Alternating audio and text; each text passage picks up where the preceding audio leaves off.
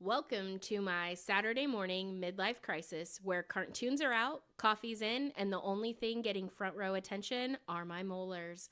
I'm Austine. And I'm Alex. And then you get into episode 4. And Fisk is now wanting to be a ring champion. And I love that because, again, I don't have no comic context. I don't know if this is real or made up.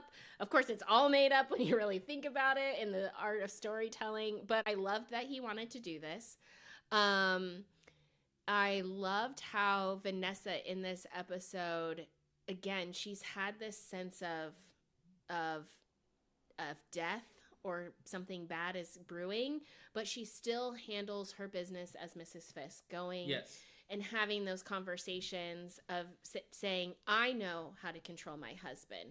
Basically, you need to let him keep doing what he's doing because I am really in charge. Yes. I love that as a woman, and it's so relatable, even though they're doing terrible things. Just for her to just kind of be like, but we really know, woman to woman, we really know who's in charge. So I liked seeing that play out. And he was very adamant, do not come to this fight. I'm worried for you. Bullseye is after you. That's when Daredevil really is making that connection too of Bullseye is after Vanessa. And I am not going to cross that line. And not only does Daredevil not cross that line of taking someone out, but if he has the knowledge, he also has conviction of, I can't let somebody else cross that line. I'm going to do everything in my power to not let that happen. Yeah. And that's what plays out in this episode. Again, more incredible fight scenes and dynamic as Fisk is in the ring having his battle. You need to go now. I think as that whole fight is going on, the part that really landed is in the ring, and Bullseye is coming and Daredevil saying no, and they're battling it out, and he takes that Fisk globe, that little statue, little statue, and he flings it, and Fisk knocks it out, glass shatters everywhere, and it gets Vanessa. So, do you think Vanessa was a random casualty in that moment? Or do you think Bullseye is just that good that he anticipated a ricochet? Oh, gosh. Ooh. Well, that's a good question. Because he got his target. But he didn't throw it at his target. I don't think... You see? Yeah, I don't... Yes, Bullseye is that good, period. I think he did. Okay, in this particular death, I was going to say no. But is he that good? Yes. But I think no, because the person that got Vanessa was Fisk. He held that statue. He looked down at it, looked up at them, and for a moment, he thought about it. Mm-hmm. He thought about it. And I think he knew throwing that at Fisk, he would deflect it. And it would hit her. And it would hit her, getting the target Bullseye wanted, but also knowing psychologically what it would do to Fisk. Gosh. So I think Bullseye hit him in a double way. Because that is the psychological piece. Because even though he wants, we'll go into this. We'll use this to go into the next episode topic of him wanting mercy. So he is trying to get mercy of like, I did a wrong thing by taking Foggy out, so I'm going to take Vanessa out. Mm-hmm. However, Bullseye still has issues with Fisk because of what he did to who he had a thing for. Yeah. Who Bullseye had a thing for back in season 3 of the original Daredevil series. Mm-hmm. So Bullseye still very much doesn't like Fisk. So I think it was a 2 birds, 1 stone situation. Okay. You have persuaded me. You've persuaded me because you're right. He is that good, and it was a double whammy. 1 banana milkshake. You won't whip? Doesn't everybody? Because I saw the psychological side and the irony that it was Fisk. Yeah. Fisk's act that put Vanessa in the hospital at this point. I think both sides of this coin can be true. Yeah, and I think that's what's great. You fill in the blanks. Mm-hmm. And I love where you, Daredevil as an is audience, a fantastic show of that, of letting you fill in the blanks for a lot of different things. And I love that. Sometimes your imagination is better than what is actually presented to you on TV. Yeah, and I love that. And we can have two different viewpoints and feel fulfilled in those viewpoints. Yes. So, really good episode. Loved it from top to bottom. And then I love how they transitioned into episode 5. You have the flashbacks. So it was a way... You got to see Foggy. I know. I got to see Foggy Bear again. It was nice to see him back. I loved the flashbacks and how they slowed down the series, but not too much where it was like, wait, we just had all of this and now we have this lull. It didn't feel like that. It was a nice, paced, perfectly put in episode. Yes.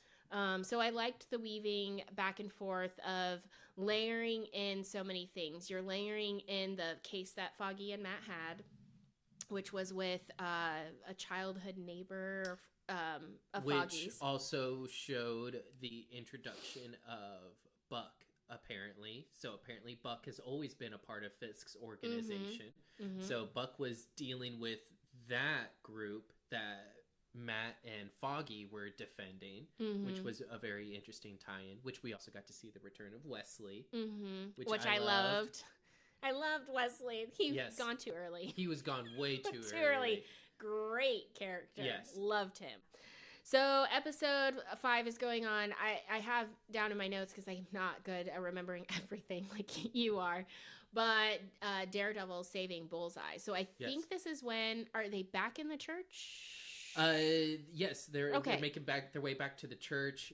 Bullseye was willing to die. He was willing to let go, and even Daredevil was like, "I did the best I could. I'm sorry. I'm sorry." And then he leaves him. He leaves Bullseye in the church, and he's bleeding out, and the task force is coming. But then Matt has one last flashback. And there I was thinking the Murdoch and Nelson Fund was supposed to be about the future. It is, man. But not just ours. But what I really struggled with that episode, most importantly, and that I saved for last, is Vanessa's death. Who was killed by Fisk. Bullseye. Fisk! Bullseye. He gave her, what was it, pineapple juice? Well, and that is very interesting. The moment that happened, I went, she's dying.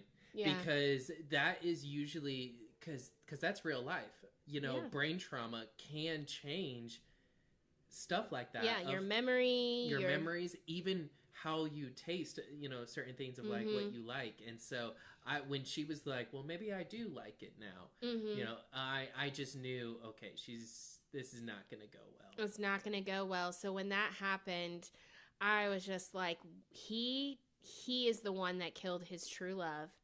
In my opinion, that's my story. And I'm like, he will never see it that way. So what kind of crazy are we going to get? It was wild. It was such a good episode. And then we go into just more good. So we see episode 6, we see Jessica Jones back with her daughter. Which I was so happy to see. But I'm also going to take this quick moment to say I was also very disappointed. They hyped up Jessica Jones's return ever since like Comic-Con when they first released a trailer that wasn't even to the public yet. Like they really hyped up the return of Jessica Jones, and she was barely in this season. Yeah, she wasn't in it a lot. I shouldn't be that upset because it's like, how important was her character arc really in the season? It really wasn't that important. It was just, you know, I think I was just more so like, wow, you really hyped up the return of Jessica Jones just for her to be introduced in what, like episode 6 now at this point? Yeah, 6. And it just be very minor parts. Now, that's my only complaint. Talk about the positives. Yes, her daughter. Yeah. Her daughter with Luke, her daughter Danielle. Yeah, Danielle.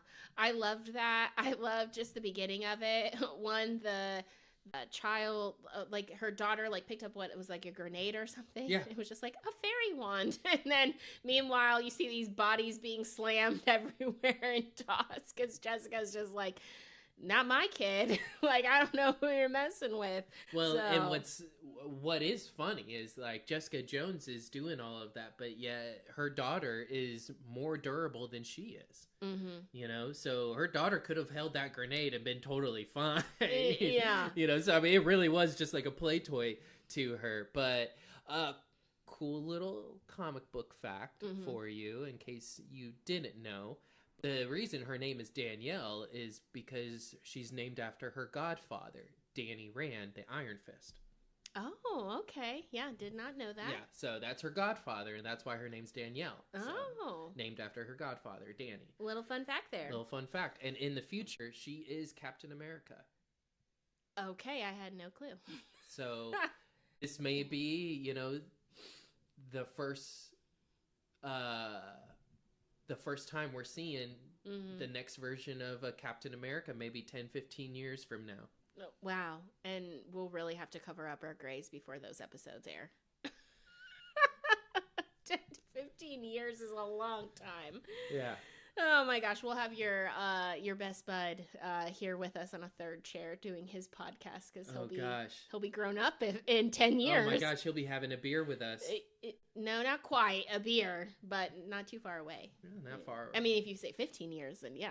But yeah, oh my gosh. All right. Well, part of that is Karen is captured, and now Karen in episode 7, she's in jail. Which I was like, Karen, why are you out there? Why are you out there? Mm-hmm. You know Fisk is looking for you. Mm-hmm. You know he wants Daredevil. Why are you out there in the middle of that mob pit? Mm-hmm. Like, why? And she got caught. And she got caught, but I thought it was a good... See, you were liking Karen this season. I was hating Karen this season. I liked her. I was hating her this season. She had a lane and she was in her lane. And I felt like she was being stupid.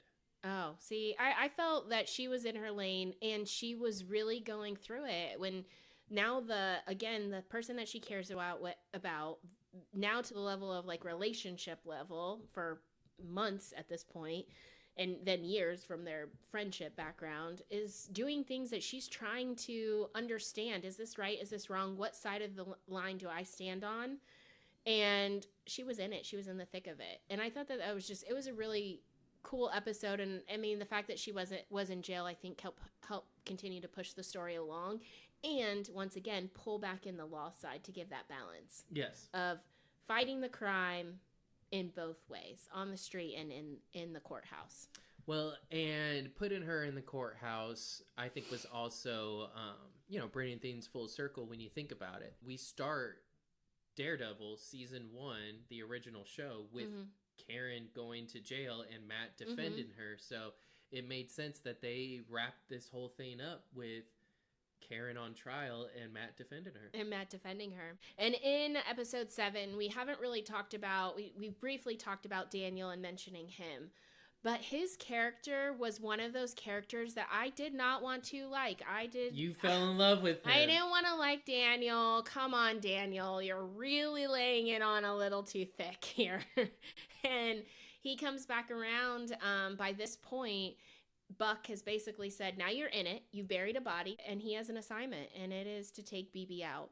Yes. And I was angry. Yes. I'm like, Daniel, I'm starting to have some type of I like you feeling, and if you take BB out, I'm going to feel some sort of way. And they're having his birthday, and you can see it on his face. The conflict. It wasn't a look on his face of, I'm going to die because I can't do this to my friend. It was a look of, how do I do this to her? Yeah. He really was contemplating taking her out. Absolutely. You could see it on his face. But they really let me and some of the younger, newer characters really go to some extreme places And I'm really excited for them to see that. Yeah. So I think I kind of bleeded 7 episode 8. So I think it was actually episode 7 that he was taken out by Buck. But then you're in episode 8. This was the last episode, right? Yes. This was the big one. So you have episode 8 where Daredevil has to do the ultimate, which is I am Daredevil. I am Daredevil. He had to say who he was to do that double whammy to Fisk. Yes. But I think what about this episode, you have all of that going on, but then you have the battle. You have the rise of all the people dressed as Daredevil. Because you go season after season after season giving Matt Daredevil a hallway fight scene. Mm-hmm. Now we gave Fisk a hallway fight scene. And that was wild. Yeah, boo. Yeah. I mean, it was wild. It was brutal, the brutality in there. Everything like it. And, I don't like gore. It's not my thing. I just, that's a little bit hard for me. But to just see the sheer strength and you want me, come get me. And person after person after person after person. I mean, it was like watching The Punisher take out people. But it was with his bare hands. It was crazy. I think the visualization of all of the fight scenes, the contrast of the red sea of people and gore against Fisk in his white, pristine suit that then was very quickly no longer pristine. And it's so hard for me to use the word art because it's death and all of that stuff, but it was just so, it is art. Visually. We may be talking about death scenes, but we're talking about a fictional movie. Correct. And I think, and cinema in itself is a form of and art. It was art. It was the visualization, how they did the camera angles, the top down when they're on the steps, and it is the sea of people, and Matt is coming in again to save him, and put a stop to this madness, which I think was the right thing, Yes. Because you had to stop the madness because everyone's going to get lost in it. You understand if I don't shake your hand? Yeah, I understand. And so it was an incredible episode. I just loved how they just tied everything together. It didn't feel forced. It didn't feel fast. It felt perfect. Mm-hmm. You have Karen, who is now free. You have Kingpin, Mayor Fisk, Wilson Fisk, all of those characters now back behind bars. You have Matt behind bars, which was sad, but closure because it was to his own doing. What he wanted. It's what he wanted. Yeah.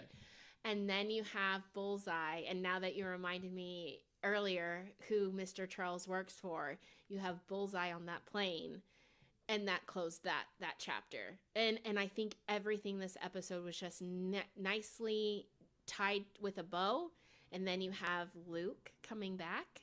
Yes. And I guess that was actually before we saw Bullseye on the plane with Mr. Mm-hmm. Charles. Well, I want to pause right there real quick because we are at the end of the episode, so we might as well kind of talk into like predictions, next season, things like that. And so I'm just going to put it on record right now. I hope when we come to Doomsday and we see the new Avengers with Bucky and Yelena, all of them, the Red Guardian. Yep. I hope that we also see Bullseye with them. It would be epic. I would love to see Bullseye a part of the new Avengers. Yeah. I think what I would love about that is it feels like Suicide Squad-esque, and I loved Suicide Squad. And it technically would make sense for the story for him to just be there because we just saw, him leaving. The Thunderbolts end credit scene where it takes place in Doomsday is a year later. So they do a time jump. So we may not see Bullseye in the room with them, but he very much could be with that team now. I'm very excited to kind of see what's the new season, which they're currently filming. Yeah. We started, I feel like, photos that are starting to come out from behind the scenes. I'm really excited. So again, you asked me at the early, like, what did I think? What did I feel? How do I feel about Daredevil? I think for me, Daredevil is all of this, and I love all of this. Yeah.